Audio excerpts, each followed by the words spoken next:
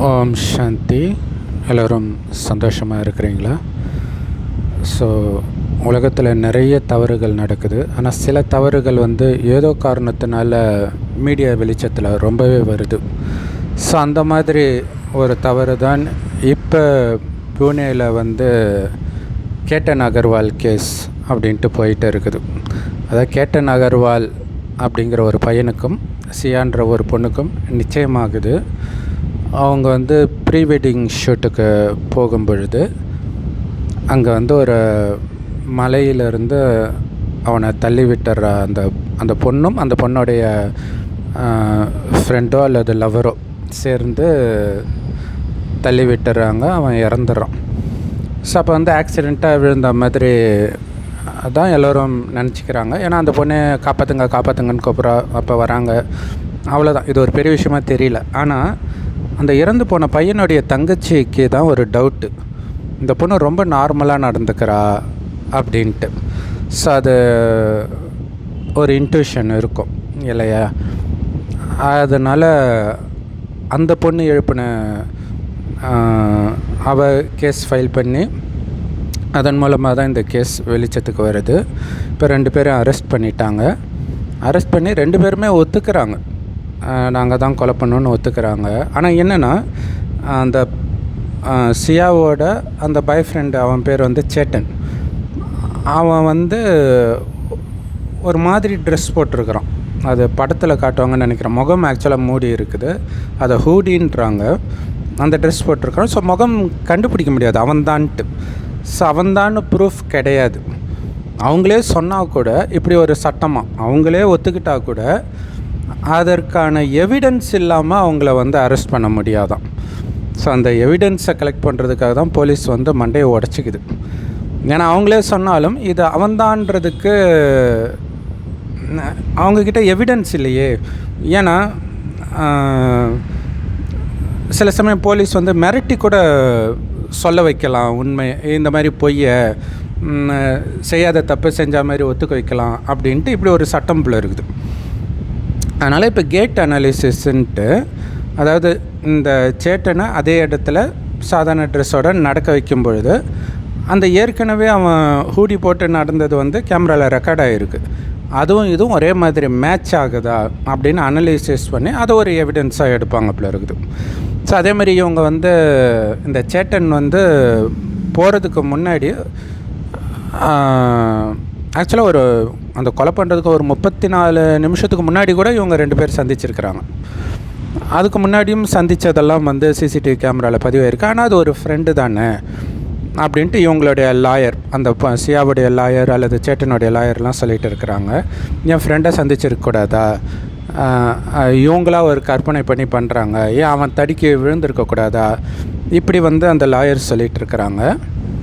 ஆனால் அந்த சியாவுடைய அப்பா அம்மா ஒருவேளை எங்கள் பொண்ணு தான் இதை பண்ணான்றது நிரூபிக்கப்பட்டால் இந்த பொண்ணையும் அந்த பையனை எப்படி தள்ளினாங்களோ அதே மாதிரி தள்ளி கொன்னுடுங்க அப்படியே சொல்லியிருக்கிறாங்க.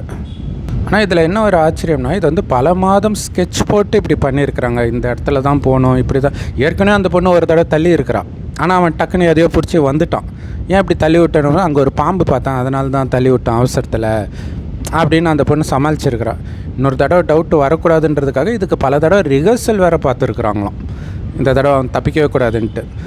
இன்னொன்று என்னென்னா, அந்த சேட்டன் அவன் ஆஃபீஸ்லேருந்து போகும்போது ஆஃபீஸில் இருக்கிறவங்களுடைய ஃபோனை வாங்கிட்டு போயிருக்கிறான், இவனோட ஃபோனை எடுத்துகிட்டு போகாமல். ஏன்னா ட்ராக் பண்ணிவிடுவாங்க அப்படின்ட்டு. அதுக்கப்புறம் போகும்போது ஸ்கூட்டரில் போயிருக்கிறான். அப்புறம் மர்டர் பண்ண உடனே கடன்னு ட்ரெஸ்ஸை மாற்றிட்டு வேறு ஏதோ ஒரு வண்டியில் போயிருக்கிறான் போல இருக்குது. ஸோ குழப்பறதுக்காகவே.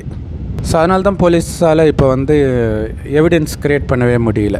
ஆனால் சமீப காலமாகவே இந்த மாதிரி கொலை நிறைய நேஷ்னல் நியூஸில் தான் இருக்குது. ஏற்கனவே கூட இதே மாதிரியே எக்ஸாக்டாக இதே மாதிரியே நடந்துச்சு. ஆனால் கல்யாணம் ஆகி ஹனிமூனுக்கு போகும்போது நடந்துச்சுன்னு நினைக்கிறேன். ஹனிமூனுக்கா இல்லை இதே மாதிரி ப்ரீ வெட்டிங் ஷூட்லையா என்னன்னு தெரியல. இதே மாதிரியே அந்த பொண்ணும் லவரும் சேர்ந்து ஒரு ஹைட்டான இடத்துல இருந்து வருங்கால கணவனை கொலை பண்ணாங்க. இன்னொரு இடத்துல பார்த்திங்கன்னா கள்ளக்காதலனும் பொண்ணும் சேர்ந்து கணவனை கொன்று அந்த ஒரு சிமெண்ட் தொட்டியிலே பூசினாங்க. இந்த மாதிரி இதெல்லாம் நேஷ்னல் லெவலில்.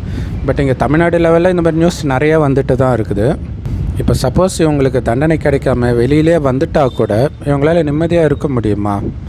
ஒரு கொலை பண்ணிவிட்டு நாளைக்கு இவங்களுக்குள்ள ஒரு பிரச்சனை வரும்பொழுது, ஏன்னா இவங்க சொல்கிறது என்ன அப்படின்னா, போலீஸ் சொல்கிறது என்னென்னா, அந்த பையன் சேட்டன்றவன் ஏழை, அதனால் அவனை கல்யாணம் பண்ணிக்க பொண்ணு வீட்டில் சம்மதிக்கலை. அதனால் இந்த பொண்ணை வந்து ஃபோர்ஸ் பண்ணி தான் கல்யாணம் பண்ண வைக்கிறாங்க. அதனால தான் இந்த மர்டர் நடந்திருக்குது. இன்னொன்று வந்து இதை சொல்லியிருக்கலாம்ல அப்படின்னா, நிச்சயமான பிறகு நிறுத்தினா அது ஒரு குடும்ப கௌரவ குறைச்சலாக இருக்கும், அதனால தான் நாங்கள் கொலை பண்ணலான்னு முடிவு பண்ணிட்டோம் அப்படின்னு அந்த பொண்ணு சொன்னதாக சொல்கிறாங்க. ஸோ இப்போ இவங்க வெளியில் வந்து இன்னொன்று அந்த ப்ரீ வெட்டிங் ஷூட்டுக்கு ஒரு டாக்ஸி ஃபிக்ஸ் பண்ணியிருக்கிறாங்க. அந்த டாக்ஸி டிரைவர் வந்து இப்போ ஒரு விஷயம் சொல்லியிருக்கிறார். அந்த பொண்ணுக்கு வந்து விருப்பமே இல்லை ப்ரீ வெட்டிங் ஷூட்டுக்கு போகிறதுக்கு. அவங்க அண்ணன் கூட சண்டை போட்டுக்கிட்டே தான் வந்தா காரில். அதுக்கப்புறம் மாப்பிள்ளை வீடு வந்தோடனே அப்படியே அமைதியாகிட்டா. அப்புறம் நடுவில் ஏதோ ஒன்று ஃபோன் வேணும்ன்ட்டு ஏதோ ஒன்று கார்லேருந்து எடுத்துகிட்டு போய் பாக்கெட்டில் வச்சுக்கிட்டா. அப்புறம் கொஞ்சம் நேரம் கழித்து அவங்க வீட்டுக்கு போனதுக்கப்புறம் நீ இந்த மாதிரி அந்த பையனுடைய பாஸ்போர்ட்டை திருடிட்டுன்ட்டு டிரைவர் மேலே பழி போட்டிருக்காங்க போல இருக்குது. ஏன்னா அந்த பாஸ்போர்ட் இருந்தால் தானே ஏதோ ஒரு இடத்துக்கு போக முடியும் அப்படிங்கிறதுக்காக, கேன்சல் பண்ணுறதுக்காக அப்படி பண்ணா அப்படின்றது தான் இப்போ ஓடிட்டு இருக்குது. ஸோ இப்போ இதெல்லாம் மீறி இருந்தாலும் இது எல்லாமே வச்சா கூட எவிடன்ஸ் க்ரியேட் பண்ண முடியலன்னு இவங்க வெளியில் வந்தால் கூட இவங்களால் எப்படி நிம்மதியாக இருக்க முடியும்? ஒரு கொலை பண்ணது ஒன்று, இன்னொன்று இப்போ ஏதோ ஒரு போதை இருக்கும் சேர்ற வரைக்கும். ஏன்னா எல்லோரும் சேரக்கூடாதுன்னு தடுக்கும்போது ஒரு போதை இருக்க தான் செய்யும்.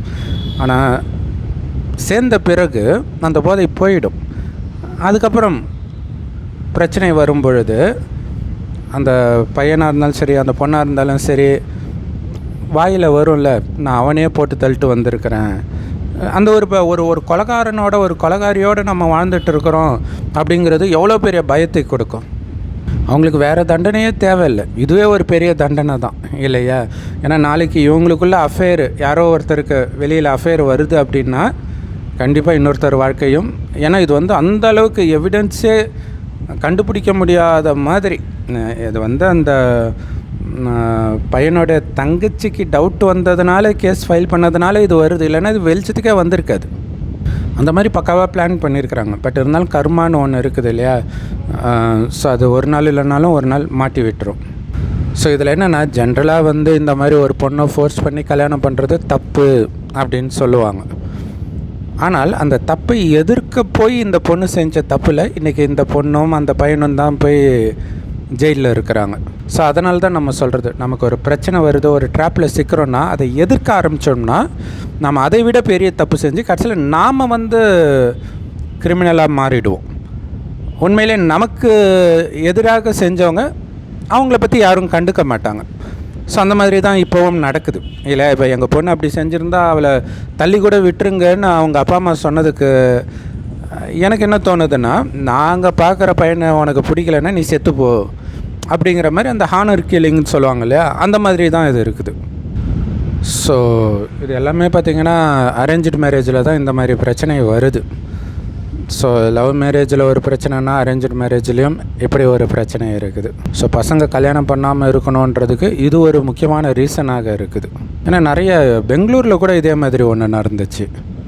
ஒரு பேங்க்கில் வந்து அந்த கூட்டி பேருக்கிற அம்மாவோட மேனேஜருக்கு அஃபேர் வருது. அதுக்கப்புறம் அந்த அம்மாவோடைய பொண்ணு கூட அவனுக்கு அஃபேர் வருது. அந்த பொண்ணை அப்புறம் வேறு யாருக்கோ கல்யாணம் பண்ணி வைக்கிறாங்க. அதுக்கப்புறம் அந்த பொண்ணு வந்து அந்த கல்யாணம் பண்ண வச்ச அந்த பையனை வந்து எப்படியோ கொன்று இருக்கிறா.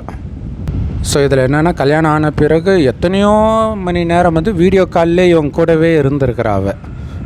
ஸோ இன்றைக்கி வந்து லவ் மேரேஜோட அரேஞ்ச்டு மேரேஜ் ரொம்ப ரிஸ்க், அதாவது உயிருக்கே ஆபத்து வைக்கிற மாதிரி போயிட்டு இருக்குது. ஏன்னா இது ஒரு அதிர்ஷ்டம் தான். அந்த மாதிரி இல்லாத ஒரு பொண்ணு கிடைச்சால் பரவாயில்ல, இல்லாட்டினா அவங்க வாழ்க்கையை ஒரு கேள்விக்குறி ஆகிடும். ஏன்னா இந்த காமம் காதல் இது வந்து அந்த மாதிரி மிருகமாக மனிதனை மாற்றும். ஸோ இந்த ஒரே ஒரு ஜென்மம் மட்டும் இந்த காதல் கல்யாணம் இதில் நீங்கள் சிக்கலைனாலே நிறைய கர்மாவில் வந்து தப்பிச்சிடுவீங்க. ஏன்னா ஒரு விதத்தில் வந்து அந்த பொண்ணை கல்யாணம் பண்ணி இவன் சாவறதுக்கு பதிலாக கல்யாணம் பண்ணாமலே செத்து போனான் அவன் அதிர்ஷ்டசாலி தான். ஏன்னா கல்யாணம் பண்ணி அனுபவிக்கிற பிரச்சனை வந்து வீட்டுக்கு வீடு நிறையா இருக்குது. விலைவாசி, இன்னொன்று அவங்களுடைய கேரக்டர் அஃபேர் வர்றது, அல்லது சைக்கோத்தனமாக நடந்துக்கிறது, இந்த மாதிரி இதில் யார் நல்லவங்களாக இருக்கிறாங்களோ அவங்களுக்கு தான் பிரச்சனை. அது ஆணாக இருந்தாலும் சரி, பெண்ணாக இருந்தாலும் சரி. ஸோ அதனால தான் இப்போ இறைவன் என்ன சொல்கிறாருன்னா, இந்த 5000 வருட காலச்சக்கரத்தில் கடைசின்னு ஒரு வருடத்தில் நாம் இருக்கிறோம். இந்த ஒரே ஒரு ஜென்மம் எனக்காக உங்களுடைய வாழ்க்கை அர்ப்பணிங்கன்னு கடவுள் சொல்கிறார். கடவுள் செம்பொன் நிறமான ஒளி உலகத்தில் நட்சத்திரம் மாதிரி இருக்கார். அவரை தான் அல்லாஹ், சிவன், பரமபிதான்னு சொல்கிறோம். கடவுள் ஒருத்தர் தான்.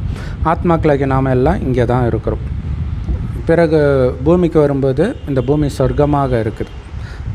ஸோ உடலில் வரும்போது பூர்வ மத்தியில் நட்சத்திரம் மாதிரி ஆத்மா இருக்கும். அதனால தான் அங்கே போட்டு வைக்கிற பழக்கம் இருக்குது. அந்த ஆத்மா, அனைத்து ஆத்மாக்களின் தந்தை தான் சிவபெருமான். ஸோ ஆரம்பத்தில் சொர்க்கமாக இருந்த இதே பாரத பூமி தான் சொர்க்கமாக இருந்திருக்குது. அங்கே தங்க செங்கற்களால் கட்டப்பட்ட மாட மாளிகையில் இருப்போம். அவ்வளோ செல்வம், நல்ல ஆரோக்கியம், நல்ல அழகு, இப்படி இருந்த நாம் 5000 வருட இறுதியில் இன்றைக்கி நாம் இருக்கிற நிலைமைக்கு இருக்கிறதுக்கு காரணம் காமம், கோபம், பற்று, பேராசை, அகங்காரத்தின் வசப்பட்டு நிறைய பாவம் செஞ்சிட்டோம். அந்த பாவத்திற்கு அடிப்படை காரணம் நம்மளை உடம்புன்னு நினச்சது. ஆனால் சொர்க்கத்தில் உடல்னு நினைக்க மாட்டோம். இந்த உடலில் இருக்கக்கூடிய ஆத்மா நான்ற உணர்வில் தான் தன்னையும் உணர்ந்து பிறரையும் ஆத்மானு தான் பார்ப்பாங்க. அதனால தான் குழந்தைங்க மாதிரி பரிசுத்தமாக இருப்பாங்க. காமம்னாலே என்னென்னு தெரியாது. கணவனும் மனைவியும் நமக்கு ஒரு வாரிசு வேணும்னு நினைக்கும் போது மனைவி கர்ப்பமாவலை தவிர காமத்தினால் கிடையாது. அதனால தான் அங்கே வாழ்ந்தவர்களை நாம் இன்றைக்கி கோயில் கட்டி கும்பிடுறோம். அப்படி இருந்ததே நாம தான் அப்படின்னு நம்மளை சொல்லி நமக்குள்ளே இருக்கக்கூடிய தெய்வீக குணத்தை எழுப்புறதுக்கு தான் இப்போ கடவுள் வந்திருக்கார்.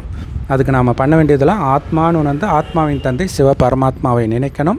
அவர் கடைசின்னு ஒரு வருடம் ஒரு வயோதிகர் உடலில் வந்து இந்த ஞானத்தை கொடுக்கிறார். அந்த வயோதிகருக்கு பிரம்மான்னு பேர் வைக்கிறார். அந்த பிரம்மா வாய் வழியாக இந்த ஞானத்தை கேட்குறவங்க தான் பிரம்மகுமார் குமாரிகள். ஸோ இறைவன் கொடுக்குற ஞானம் முரளின்னு சொல்லுவோம். எல்லா பிரம்மகுமாரிகள் ராஜயோக தியான நிலையத்திலும் முற்றிலும் இலவசமாக கிடைக்குது. யூடியூப் வெப்சைட்ஸ்லாம் இருக்குது. அதோட லிங்க் இந்த வீடியோக்கு டிஸ்கிரிப்ஷனில் கொடுக்குறோம். அவசியம் பார்த்து பயன்பெறுங்கள். ஸோ நம்ம ஊரில் கள்ளக்காதல்னால் கணவனை கொலை பண்ணுறது நடக்குது. அபிராமி அந்த மாதிரி கேஸில் அங்கே வந்து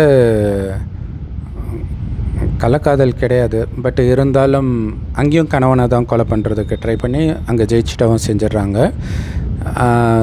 ஸோ மொத்தத்தில் வந்து கடவுள் சொல்கிறது என்னென்னா, இந்த ஒரே ஒரு ஜென்மம் என்னை நீங்கள் அப்பாவாக, அம்மாவாக, கணவனாக, குழந்தையாக, நண்பனாக, சகல உறவும் என்னை மட்டும் நினைங்க. நான் சொல்வதை போல் நடங்க. ஒன்றும் இல்லை, இறைவன் நினைவிலே இருக்கணும், அவ்வளவுதான். அப்படி இருந்து காமம், கோபம், பற்று, பேராசை, அகங்காரத்தை வென்றுவிட்டால் கலியுகம் அழிந்து வரப்போகிற சொர்க்கத்தில் அடுத்த 2500 வருடம் சொர்க்கமாக இருக்க போகுது. அங்கே உயர்ந்த பதவியில் இருக்கக்கூடிய ஸ்ரீ நாராயணன் போன்ற தேவதையாக நீங்கள் வாழ்வீங்க. இந்த ஒரே ஒரு ஜென்மம் இந்த கலியுகத்தின் அற்பகால சுகத்திலிருந்து உங்கள் புத்தியை விலக்கினா போதுன்றார். இந்த அற்பகால சுகம் அதை தொடர்ந்து உங்களுக்கு துக்கத்தை தான் கொடுக்கும் அப்படிங்கிறதுக்கு இது மாதிரி நிறைய சம்பவங்கள் தினம் தினம் நடக்கிறத நம்ம பார்க்குறோம். யாருமே நிம்மதியாக இல்லை. நிம்மதியாக யார் இருக்க முடியும்? திருமணமே ஆகாமல் தனியாக தனக்குன்னு எந்த விதமான பந்தனத்தையும் உருவாக்கிக்கலன்னு வச்சுக்கலாம், அவன் நிம்மதியாக இருக்க முடியும். மற்றவர்களுடைய நிலைமை ரொம்ப கொடூரம். ஓம் சாந்தி. Thanks for watching.